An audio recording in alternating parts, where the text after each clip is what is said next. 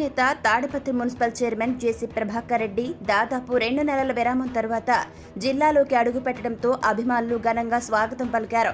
జిల్లా సరిహద్దుల్లోని గుత్తి సమీపంలో ఉన్న బాట సుంకలమ్మ ఆలయంలో జేసీ ప్రభాకర్ రెడ్డి అలాగే ఆయన కుమారుడు తాడిపత్రి ఎమ్మెల్యే జేసీ అస్మిత్ రెడ్డి కలిసి ప్రత్యేక పూజలు నిర్వహించారు. ఈ సందర్భంగా అనారోగ్య కారణాలతో 2 నెలల పాటు హైదరాబాద్లో విశ్రాంతి తీసుకుని తిరిగి తాడిపత్రికి వస్తున్న విషయం తెలుసుకున్న టీడీపీ నేతలు, గ్రామస్థాయి నాయకులు, కార్యకర్తలు జేసీని కలిసేందుకు గాను ఎగబడ్డారు.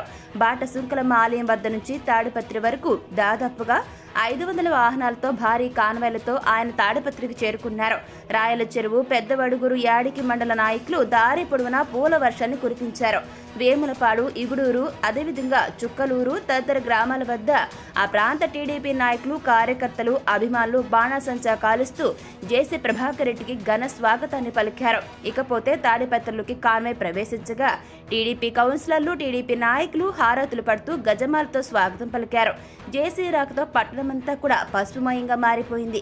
ఎటు చూసినా బ్యానర్లతో నిండిపోయింది.